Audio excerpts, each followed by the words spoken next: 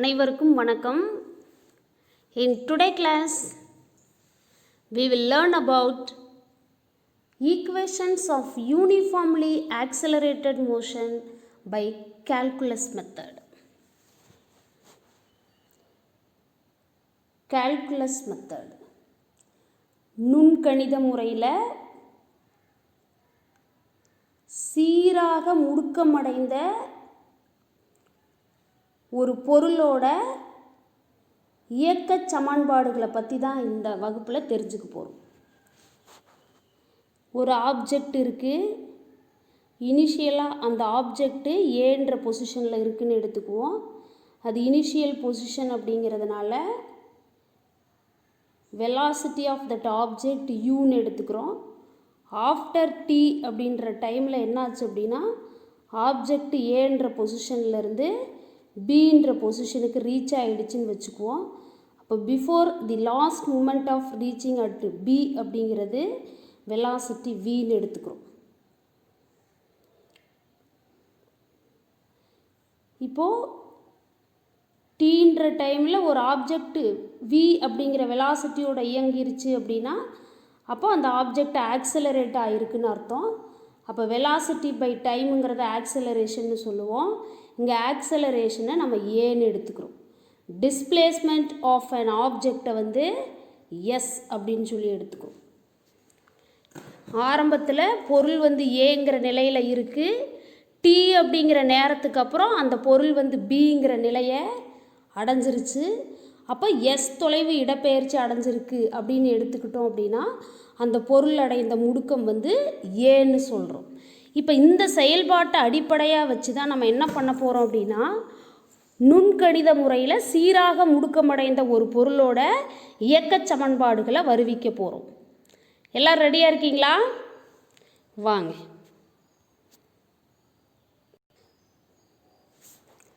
Consider an object moving in a straight line with uniform or constant acceleration A. ஒரு object நேர்கோட்டில் சீரான அல்லது மாறாத முடுக்கத்தோட இயங்கிறதா கருதிக்கணும். Consider an object moving in a straight line with uniform or constant acceleration A. நேர்கோட்டில் இயங்கும் பொருள் ஒன்றினை கருதுவோம். அதன் சீரான முடுக்கம் ஏன்னு எடுத்துக்கிறோம். இங்கே சீரான முடுக்கம் ஏங்கிறது ஒரு மாறிலி அப்படின்னு எடுத்துக்கிறோம். அது நேரத்தை சாராதது. மாறிலி ரொம்ப முக்கியமான பாயிண்ட் இது. ஏ அப்படிங்கிற ஆக்சலரேஷன் வந்து கான்ஸ்டன்ட் அப்படின்னு ஏன் சொல்கிறோம் அப்படின்னா டைமை பொறுத்து அது மாறாது அப்படின்னு அர்த்தம். நேரத்தை பொறுத்து மாறாது அப்படின்னு சொல்லி நம்ம கருத்தில் எடுத்துக்கிறோம். சரியா? Let u be the velocity of object at time t is equal to 0. tங்கிற நேரத்தில் அந்த பொருளோட திசைவேகம் u, அதுதான் இனிஷியல் வெலாசிட்டி அப்படின்னு சொல்லி சுருக்கமாக சொல்கிறது.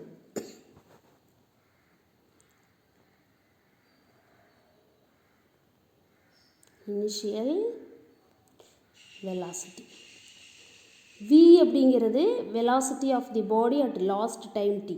Time t is equal to டீயாக இருக்கும்போது அதை வந்து ஃபைனல் வெலாசிட்டி அப்படின்னு சொல்லுவோம். இறுதி திசை வேகம். யூங்கிறது இனிஷியல் வெலாசிட்டி, விங்கிறது final velocity. t is equal to 0 இருக்கும்போது velocity u, that is initial velocity. time t is equal to t இருக்கும்போது velocity v, that is final velocity.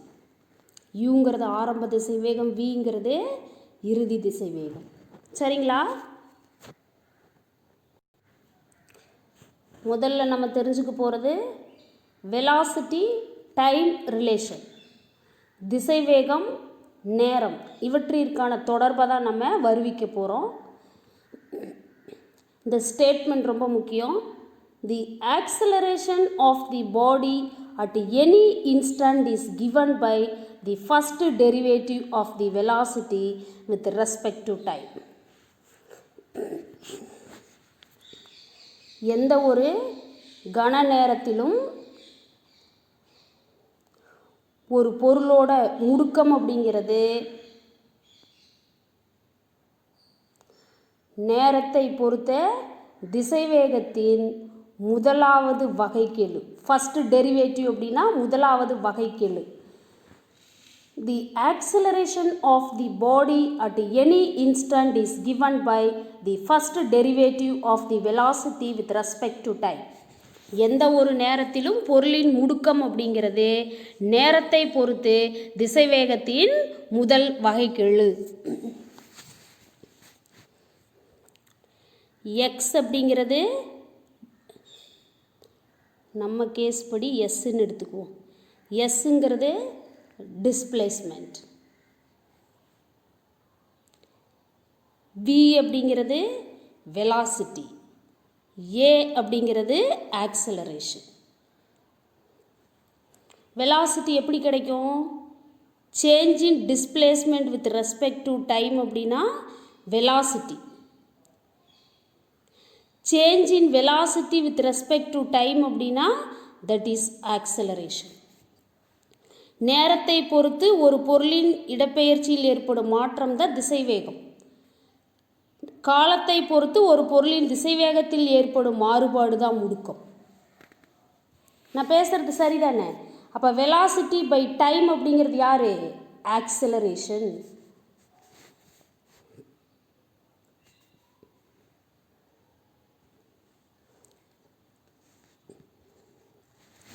அப்போது A is equal to dv divided by dt. dv by dt na first derivative. d square v by dt square na second derivative. அப்போ acceleration A is equal to velocity by time. இதிலிருந்து நம்ம இந்த எக்ஸ்பிரஷனை rearrange பண்ணுறோம். dv right side வச்சுட்டு dt left கொண்டு வரும்போது multiple ஆகும். அப்போ dv is equal to A into dtன்னு கிடைக்கும். சரிதானே?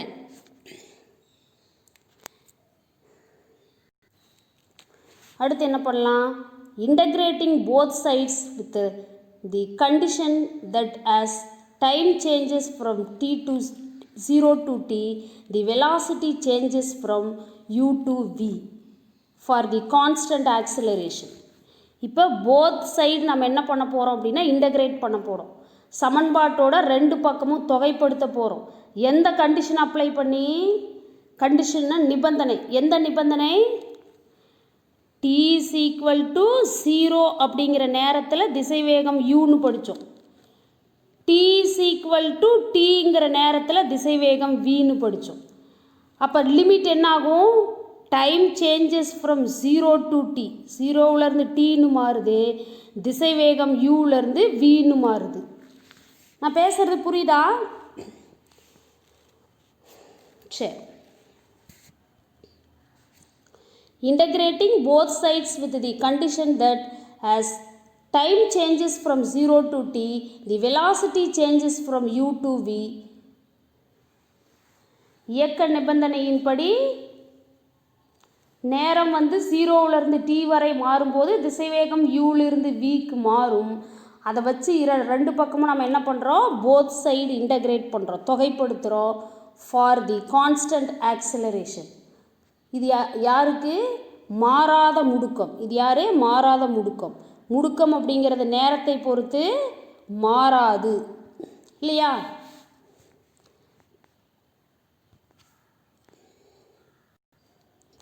ஏற்கனவே நம்மளோட சமன்பாடு என்னது? dv is equal to a into dt. இங்கே யார் வேரியபிள்? வெலாசிட்டி. அப்போ left side integral u to v dv. Right side பாருங்கள், time the variable, acceleration constant. அப்போ இன்டகிரல் 0 to tங்கிறது டைமு, a into dt. இப்போ அடுத்தது என்ன செய்யணும் அப்படின்னா, ஏங்கிறது கான்ஸ்டன்ட்டு, அதை வெளியில் எடுத்துடணும். ஏன் கான்ஸ்டன்ட்டை வெளியில் எடுக்கணும்? கான்ஸ்டன்ட்டை இன்டகிரேட் பண்ணாலும் டிஃப்ரென்ஷியேட் பண்ணாலும் அதனோட வேல்யூ 0. அப்போ ஏவை நம்ம வெளியில் எடுத்துடணும். அதுக்கப்புறம் யார் இருப்பா? Integral 0 to t into dt. இப்போ என்ன ஆகும்? லெஃப்ட் சைடை இன்டகிரேட் பண்ணுங்க. dxஐ இன்டகிரேட் பண்ணால் எக்ஸு, அப்போ டிவியை இன்டகிரேட் பண்ண என்னது v. லிமிட் யாரு u to v. That is equal to dxஐ இன்டகிரேட் பண்ணால் x. அப்போ dtஐ இன்டகிரேட் பண்ணால் t. லிமிட் யாரு 0 to t. எழுதியாச்சா? இப்போ நமக்கு ஃபைனலாக யார் கிடச்சிருக்கா?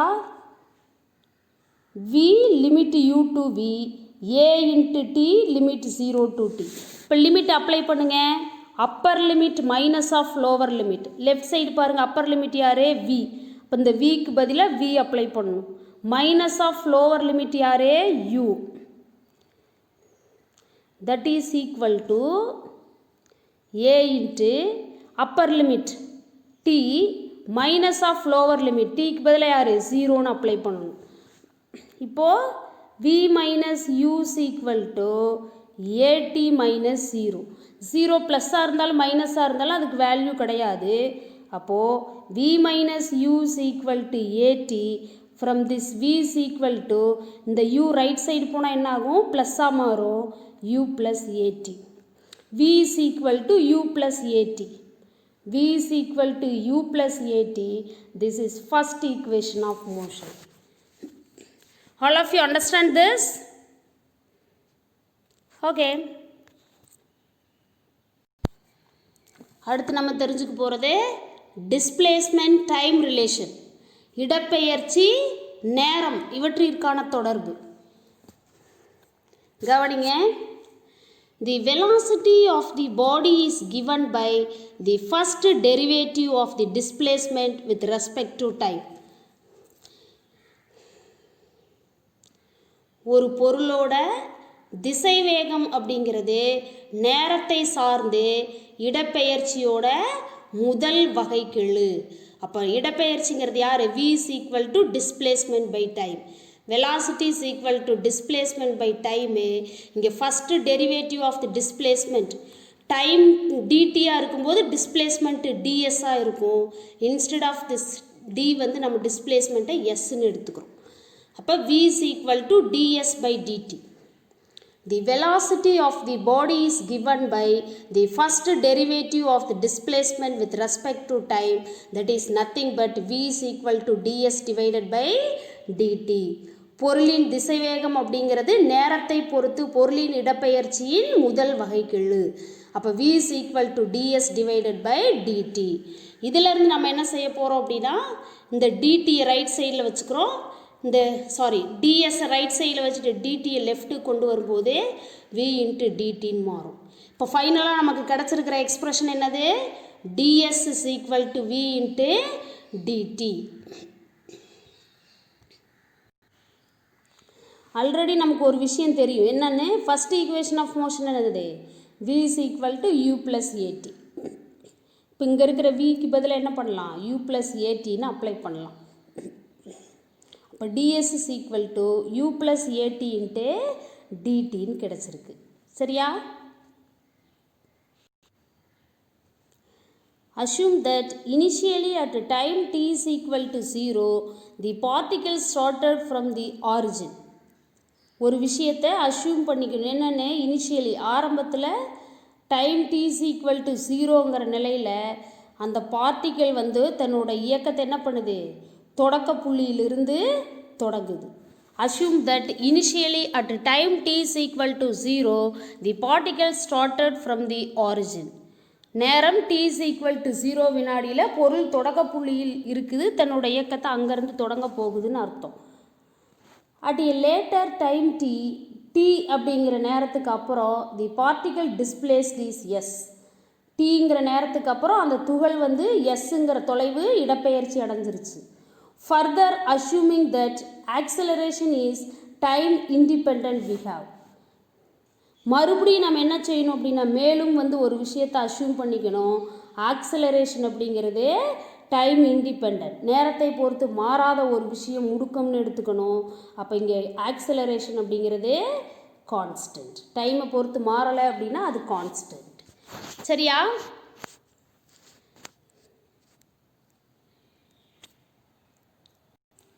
இப்போ ஃபைனலாக நமக்கு கிடைச்ச ஈக்குவேஷன் என்னது?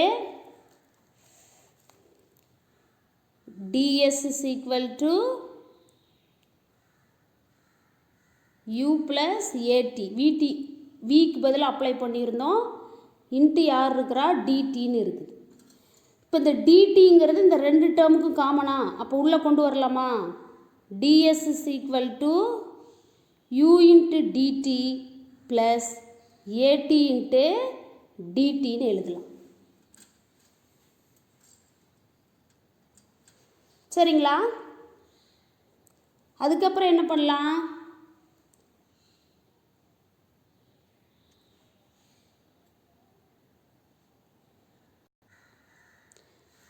கவனிங்கனே, ds is equal to u plus at into dt. இது common for these two terms. அப்போ ds is equal to u into dt plus at into dt. இப்போ என்ன பண்ணலாம் அப்படின்னா both side integrate பண்ணலாமா? லெஃப்ட் சைடில் பாருங்கள் டிஸ்பிளேஸ்மெண்ட் இருக்குது. இனிஷியலாக ஜீரோன்ற இடத்துல இனிஷியல் பொசிஷனில் இருக்குது. t is equal to 0வாக இருக்கும்போது இனிஷியல் பொசிஷன். அப்புறம் t is equal to tயாக மாறும்போது எஸ்ன்ற இடத்துக்கு டிஸ்பிளேஸ் ஆகிடுச்சு. அவ்வளோ டிஸ்பிளேஸ் ஆகிடுச்சு. அப்போ லிமிட் என்ன பண்ணலாம்? 0 to sன்னு போடலாமா? எஸ். அப்போ integral 0 to s into ds is equal to இங்கே வேரியபிள் யார்? dt. அப்போ லிமிட் என்ன பண்ணலாம்? இன்டெக்ரல் 0 to tன்னு போட்டுக்கலாமா? Initial time 0 final time t into u into dt plus யார்? இன்டெக்ரல் போடுங்க செகண்ட் டேர்முக்கு. டைம் தானே இங்கே வேரியபிள். அப்போ 0 to t initial time 0 final time t at into dt. இப்போ அடுத்த ஒர்க் என்ன பண்ணோம்? லெஃப்ட் சைடில் ஒரு டேர்ம் இருக்குது, ரைட் சைடில் 2 டேர்ம்ஸ் இருக்குது. அதில் ஏதாவது கான்ஸ்டன்ட் இருந்தால் நம்ம வெளியில் எடுக்கணும். என்ன காரணம்? கான்ஸ்டன்ட் இன்டகிரேட் பண்ணாலும் டிஃப்ரென்ஷியேட் பண்ணாலும் அதனோட வேல்யூ 0ன்னு ஆயிரும். சரிங்களா? வெயிட். இப்போ பாருங்கள், இந்த டேர்மில் u கான்ஸ்டன்ட்டு. அப்போ வெளியில் எடுக்கலாமா? இன்டகிரல் 0 to s ds, இங்கே கேபிட்டல் எஸ் போடணும். ds is equal to u வெளியில் எடுத்தாச்சு 0 to t into dt plus இங்கே a கான்ஸ்டன்ட் வெளியில் எடுத்தாச்சு. அதுக்கப்புறம் இங்கே யார் இருக்கிறா? Integral 0 to t t into dt. சரியா? அடுத்தது என்ன பண்ணலாம்? இன்டகிரேட் பண்ண வேண்டியதான்.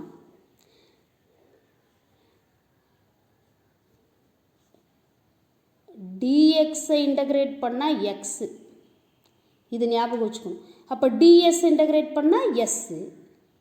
அப்போது 0 to s that is equal to u into dx integrate பண்ணால் x. அப்போ dt இன்டகிரேட் பண்ணால் யார்? t. அப்புறம் லிமிட்டு 0 to t ப்ளஸ் யார் இருக்கிறாங்க? a constant. இன்னொரு ஃபார்முலா இருக்குது. இன்டகிரல் x இன்ட்டு dx அப்படின்னா x ஸ்கொயர் பை 2. இது முக்கியமான ஃபார்முலா. இது ரெண்டு ஃபார்முலா தான் நம்ம மேக்ஸிமம் ஃபிசிக்ஸில் யூஸ் பண்ணுறது.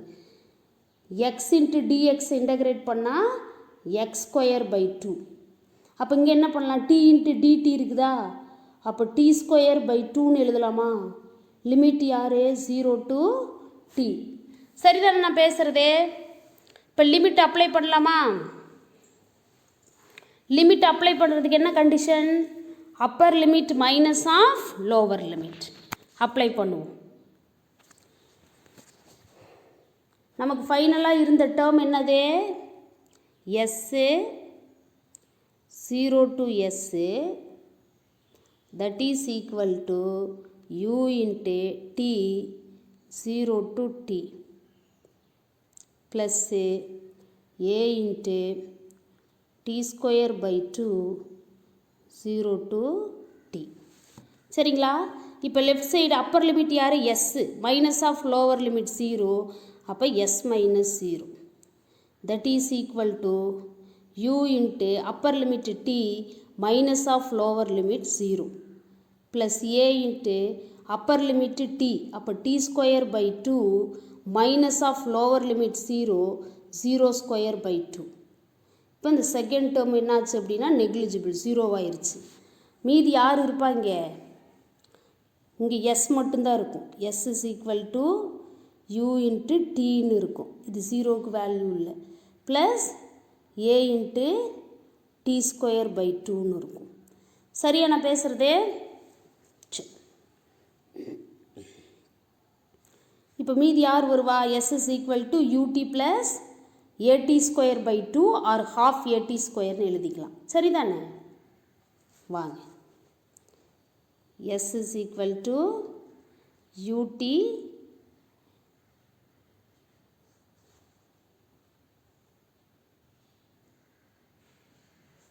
S is equal to யூடி plus a t square by டூங்கிறது நமக்கு கிடச்சிருக்கிறது.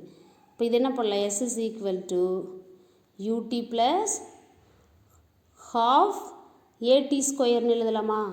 This only second equation of motion. First equation of motion என்னது? V is equal to u plus a t. இதுதான் first equation of motion. S is equal to யூடி plus half a t ஸ்கொயருங்கிறது second equation of motion. All of you got my point? Okay. அடுத்து கவனிங்க. velocity displacement relation. திசைவேகம் இடப்பெயர்ச்சிக்கான தொடர்பு இல்லையா? The acceleration is given by the first derivative of velocity with respect to time. ஒரு பொருளோட முடுக்கம் அப்படிங்கிறது என்ன அப்படின்னா நேரத்தை பொறுத்த திசைவேகத்தின் முதல் வகைக்கெழு. The acceleration is given by the first derivative of velocity with respect to டைம்னு எழுதலாமா? நேரத்தை பொறுத்து திசைவேகத்தின் முதல் வகைக்கெழு தான் யாரு? முடுக்கம். அப்போ a is equal to TV by டிடிங்கிறது யார்? வெலாசிட்டியோட முதல் வகைக்கெழு, first derivative of velocity. All of you accept this? Okay. இப்போ a is equal to TV by டிடின்னு இருக்குது. நம்மளோட கன்வீனியன்ட்டுக்காக என்ன பண்ணுறோம் அப்படின்னா இந்த எக்ஸ்ப்ரெஷன் கூட டிஸ்பிளேஸ்மெண்ட் வெலாசிட்டி ரிலேஷன்னு நம்ம சொல்லி வச்சுருக்குறோம். நான் பேசுகிறது சரியா? டிஸ்பிளேஸ்மெண்ட் வெலாசிட்டி டிஸ்பிளேஸ்மெண்ட் ரிலேஷன்னு சொல்லியிருக்கோம். அதனால் நம்மளோட கன்வீனியன்ட்டுக்காக இந்த எக்ஸ்ப்ரெஷன் கூட டிஎஸ் பை டிஎஸ்ஸை மல்டிபிள் பண்ணுறோம். அப்போ a is equal to d v divided by d t into DS by DS.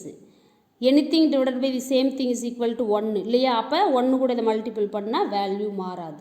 அந்த அடிப்படையில் தான் டிஎஸ் பை டிடியை மல்டிபிள் பண்ணுறோம். இப்போது இந்த டிஎஸ்ஸையும் டிடியும் ரீஅரேஞ்ச் பண்ணுறோம்.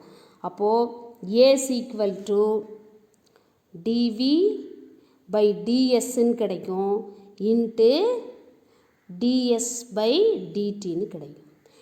வெலாசிட்டி இன் டேர்ம்ஸ் ஆஃப் டிஸ்பிளேஸ்மெண்ட்டில் வர வைக்கிறோம். அப்போ a is equal to TV by ds into DS by DD.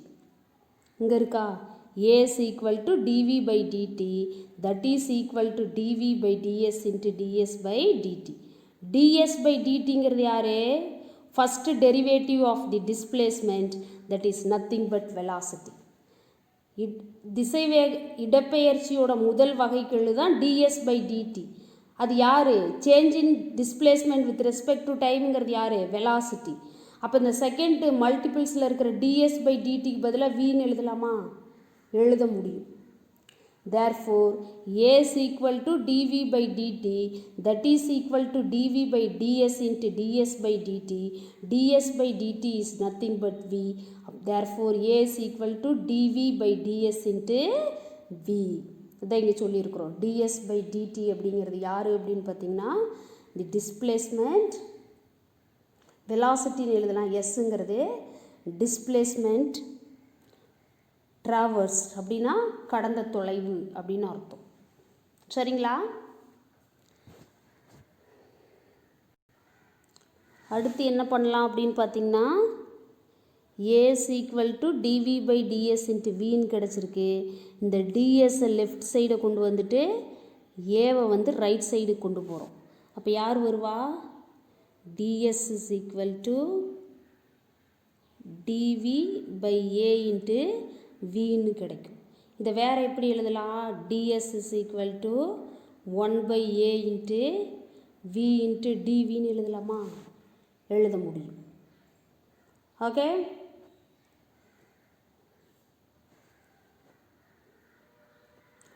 இப்போ ஃபைனலாக நமக்கு கிடைச்சிருக்கிற எக்ஸ்பிரஷன் என்னது?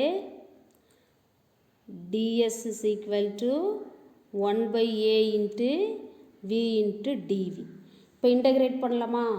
லெஃப்ட் சைடில் வேரியபிள் வந்து டிஸ்பிளேஸ்மெண்ட்டு, ரைட் சைடில் வேரியபிள் வெலாசிட்டி. அப்போது integral 0 to s ds that is equal to 1 by a into integral போடணுமே, இன்டகிரல் வேரியபிள் யாருங்க? வெலாசிட்டி. அப்போ u to v 1 by a into dv into v இல்லையா? இப்போ இந்த கான்ஸ்டன்ட் ஆக்சிலரேஷனுங்கிறது கான்ஸ்டண்ட்டா? இப்போ வெளியில் எடுத்துடலாமா? அப்போது integral 0 to s ds is equal to 1 by a into integral u to v v into dv. இப்போ இன்டகிரேட் பண்ணுங்க. ds இன்டகிரேட் பண்ணால் s, அப்போது limit 0 to s that is equal to 1 by a into v into dv அப்படின்னா v square by 2. Integral x into dx is equal to x square by 2. அப்போ integral v into dv is equal to v square by 2. Limit வந்து u to v. ஓகேவா? இப்போ அடுத்தது limit apply பண்ணும். Upper limit minus of lower limit. அதே மாதிரி இங்கே upper limit minus of lower limit apply பண்ணணும். அப்ளை பண்ணலாமா? வாங்க.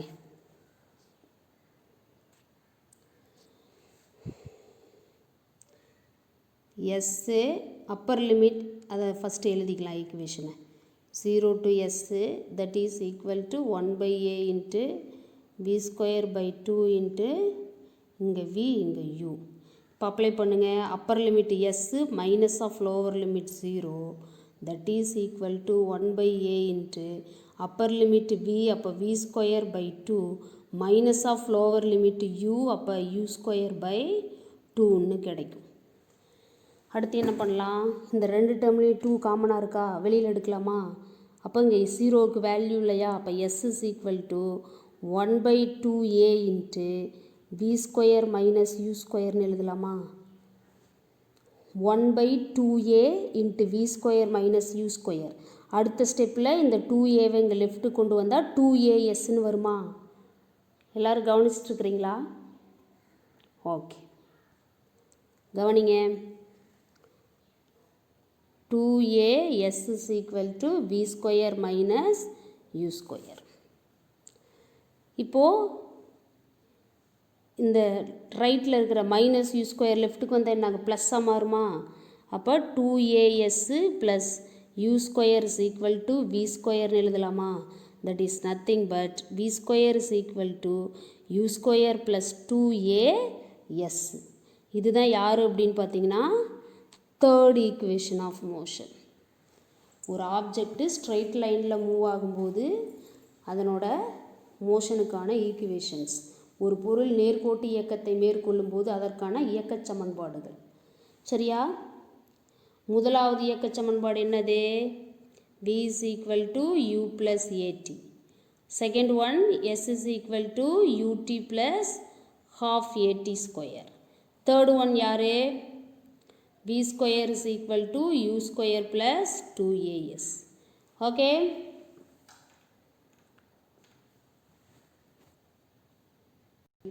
இதான் இங்கே சொல்லியிருப்பாங்க. integrating above the equation using the fact when the velocity changes from u square to v square, displacement changes from 0 to s. இடப்பெயர்ச்சி 0லேருந்து எஸ்ன்னு மாறுற மாதிரியும் திசைவேகம் u ஸ்கொயர்லேருந்து v ஸ்கொயர்னு மாறுற மாதிரியும் கருத்தை அடிப்படையாக வச்சுக்கிட்டு மேற்கண்ட சமன்பாட்டை இன்டகிரேட் பண்ணுறோம், தொகைப்படுத்த சொல்லியிருக்கோம். கிடச்சிருக்கிற final expression v square is equal to u square + 2as.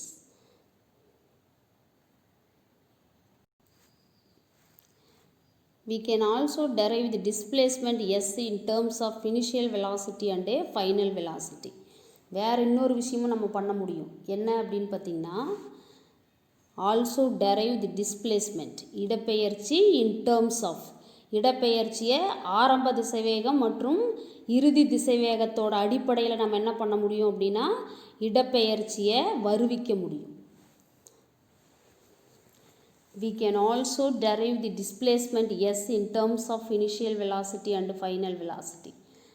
மேலும் நம்ம என்ன செய்ய முடியும், s அப்படிங்கிற இடப்பெயர்ச்சியை ஆரம்ப திசைவேகம் u மற்றும் இறுதி திசைவேகம் v அடிப்படையில் நம்ம வருவிக்க முடியும்.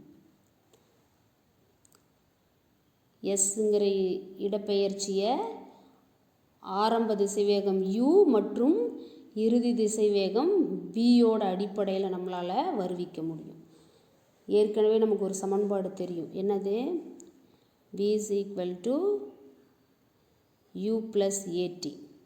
இதிலிருந்து ஏடியை மட்டும் ரைட்டில் இருக்கட்டும், u லெஃப்ட்டு கொண்டு வாங்க, மைனஸ் ஆகுமா? அப்போ v minus u is equal to at. அதான் இங்கே இருக்கிற equation. at is equal to v minus u அப்படின்னு சொல்லி சொல்கிறது. இப்போ இந்த ஏடியோட வேல்யூவை நம்ம என்ன செய்யணும் அப்படின்னு பார்த்திங்கன்னா, s is equal to ut plus half at ஸ்கொயருங்கிற ரெண்டாவது இயக்க சமன்பாட்டில் பிரதியிடணும். நாம் கண்டுபிடிச்சிருக்கிற இந்த ஏடியோட value at is equal to v minus யூங்கிற இந்த மதிப்பை s is equal to யூடி plus half at square அப்படிங்கிற இந்த ஈக்குவேஷனில் சப்ஸ்டியூட் பண்ணும். சரியா?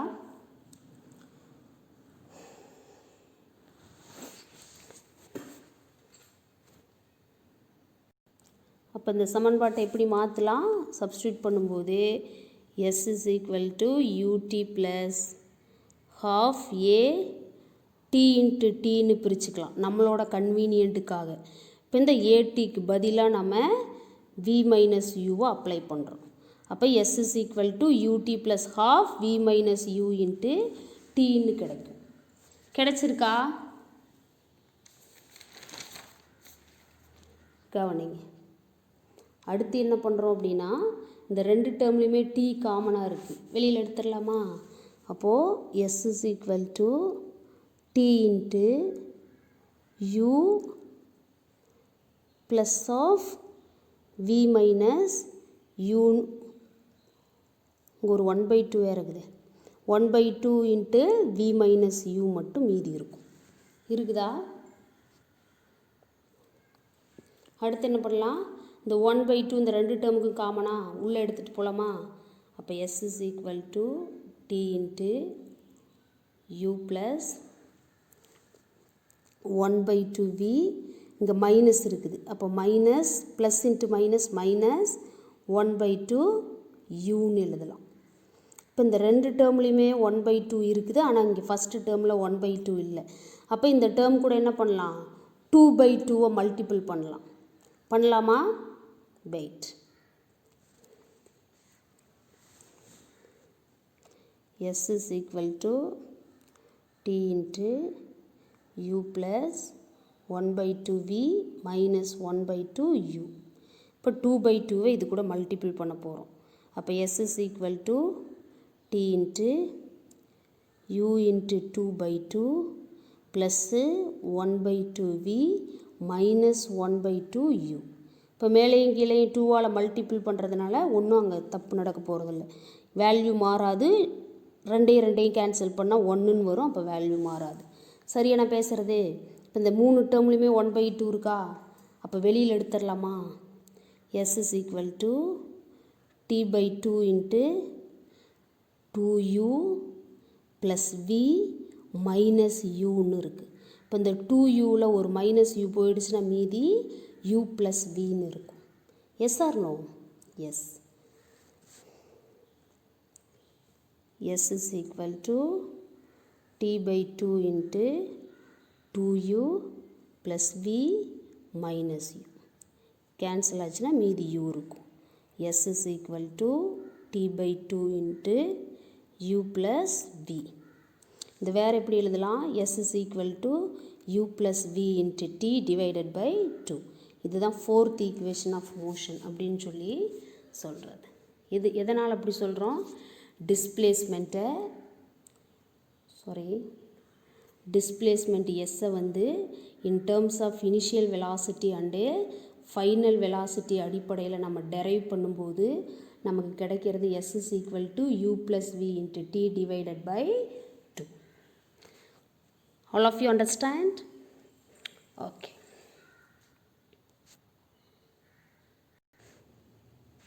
கவனிங்க, சமன்பாடு 2.7ங்கிறது யார்? v is equal to u plus at.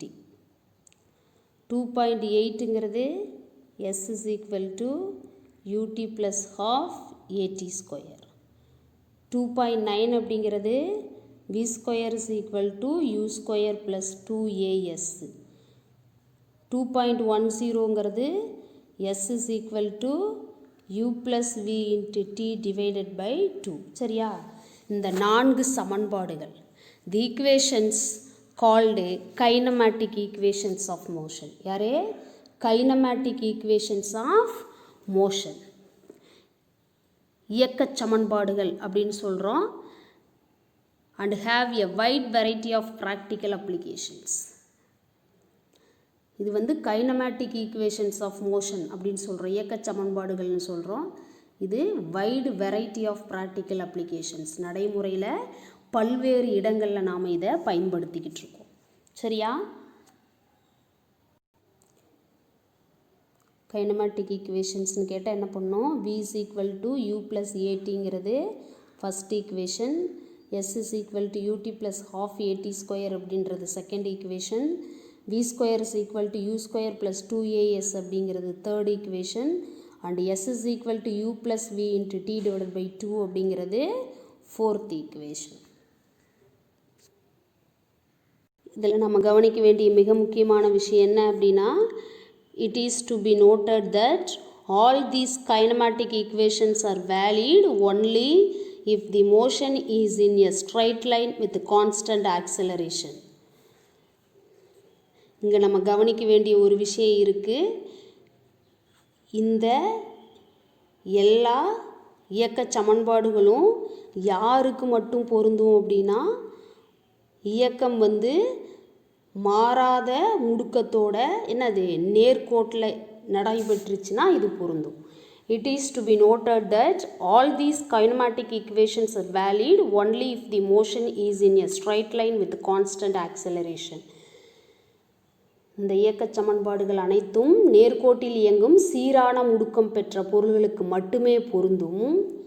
For circular motion and oscillatory motion, these equations are not applicable.